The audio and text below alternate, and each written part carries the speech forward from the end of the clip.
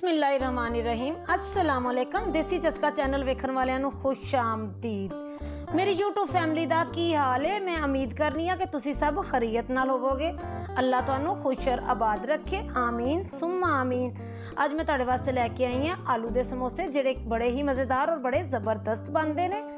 इहदे वास्ते आपां नूं किस किस चीज़ की जरूरत है, चलो आपां चलने रेसिपी की तरफ। 1 कप मैदे का, आधा किलो आलू जिहड़े कि मैं उबाल के छिल के रख चुकी हाँ, अदरक लसन सब्ज मिर्च 3 चीज़ां 1-1 चम्मच, सुखियां धनिया जीरा कालियां मरचां 1-1 चम्मच, 1 पाइया प्याज जिहड़े कि नॉर्मल साइज दे कट्टे होए, सुरख मिर्च हल्दी नमक 1-1 चम्मच, 1 पाइया ऑयल। चलो हुण मैं तुहानूं बना के वहानी कनाली लैके जिहड़ा कि 1 कप मैदे दा तुहानूं वहाया है वो विच पा दिता है। उस तो बाद आधा चम्मच नमक और आधा चम्मच जीरा दोनों चीज़ां मैदे दे विच पा दित्तियां ने। 2 चम्मच ऑयल दे पा दिते ने। मैदे दे विच अच्छे तरीके दे नाल इन्हां 3 चीज़ां नूं पहले मिक्स करांगे। उस तो बाद थोड़ा जिन्ना ही पानी का इस्तेमाल होना 2 तो 3 चम्मच। इनू आपां मैदे नूं इस तरीके दे नाल गुनना है जिवें कि आपां घर वाला आटा गुनीदा, उस दे नालों थोड़ा जिन्ना सख्त आटा बनाना है।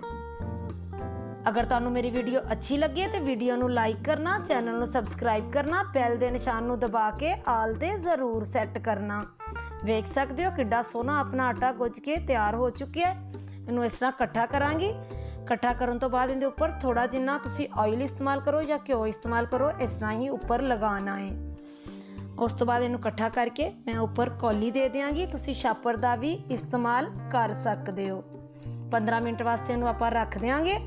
उस तो बाद एक परात और कटर लैके जिहड़े आलू मैं तुहानूं उबले हुए वहाए सी उन्हां नूं मूली कटर कर लवांगे। देखो किड्डे सोहने आलू मूली कटर होने शुरू हो गए ने। अगर जिहड़ा आलू इस तरह टुट जाए क्योंकि उबले हुए ने, इन्हां नूं हाथ नाल पकड़ के अच्छे तरीके दे नाल बिल्कुल तुसीं मुलायम कर लेना है। वेख सकते हो किड्डे सोहने मुलायम हो गए ने। इंजी उन्हां नूं ज़ाया बिल्कुल नहीं करना। आलू बिल्कुल जदों अपने इस तरह मुलायम हो जान उन्हां नूं इकट्ठे कर देना। उस तो बाद चुल्हा चला के उपर केतली रख दी है। 2 तो 3 चम्मच ही ऑयल दे पाने ने, इस तो ज़्यादा ऑयल नहीं पाना क्योंकि आपां मसाला तैयार करना है समोसियां दे वास्ते। इहदे नाल आपां चमचे नूं पकड़ के इस तरह ही हिलाई जावांगे। इन्ने ऑयल नाल अपने अच्छे तरीके नाल प्याज जिहड़े ने नरम हो जाणगे। वेख सकते हो किड्डे सोहने प्याज नरम हो गए ने। हुण इहदे विच पावांगी अदरक और सब्ज मिर्च 1-1 चम्मच। इन्हां नूं पाउण तो बाद चम्मच दे नाल फिर एक दफ़ा इस तरह ही हिलावांगे जिवें अगे प्याज नूं हिलाया सी, ताकि प्याज अदरक लसन और सब्ज मिर्चां मिक्स हो जाण।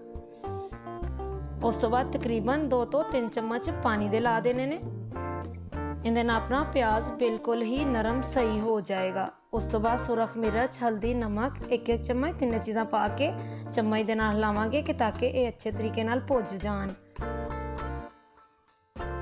वेख सकते हो भुजनियां शुरू हो गई ने। बिल्कुल तुसीं चुल्हे की आंच हल्की रखनी है। इहदे विच घ्यो घट्ट है, इस वास्ते हल्की आंच ते ही आपां भुनना है। उस तो बाद आपां जिहड़े कि आलू आपां मुलायम करके रखे हुए सी वो पा देने ने।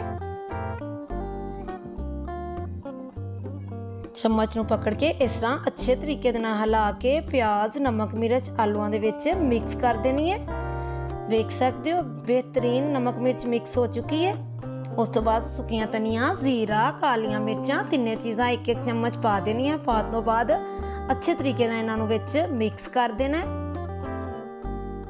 अगर तुहानूं मेरी वीडियो अच्छी लगे तो कमेंट दे विच अपनी राय का इजहार जरूर करिया करो, ताकि मैं तुहाडे वास्ते अच्छी वीडियो लैके आ सकां। मसाला अपना बेहतरीन तकरीबन भुज चुकिया है।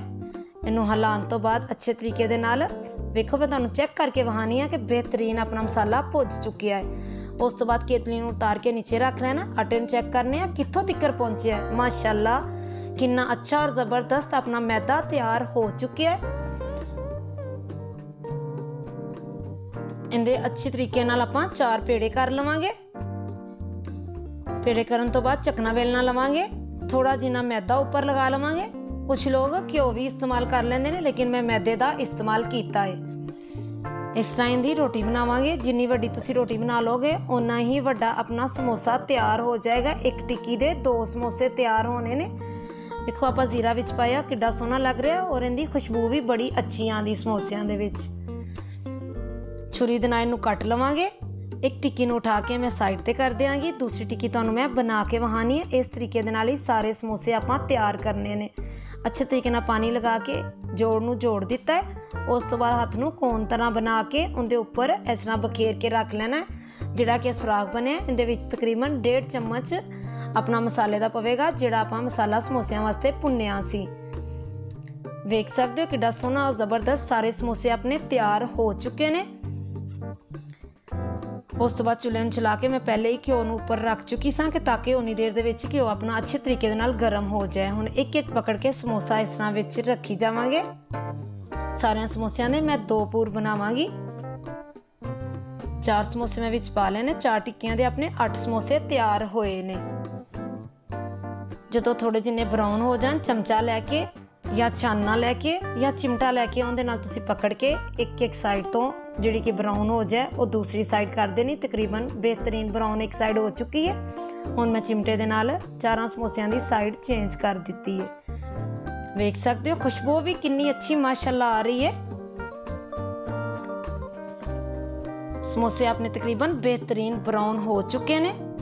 ਇੱਕ ਸਮੋਸਾ ਪਕੜਾਂਗੀ, ਨਿਚੋੜ ਕੇ ਇਸ ਤਰ੍ਹਾਂ ਆਇਲ ਜਿਹੜਾ ਹੈ ਪਲੇਟ ਦੇ ਵਿੱਚ ਨਿਕਾਲੀ ਜਾਵਾਂਗੀ।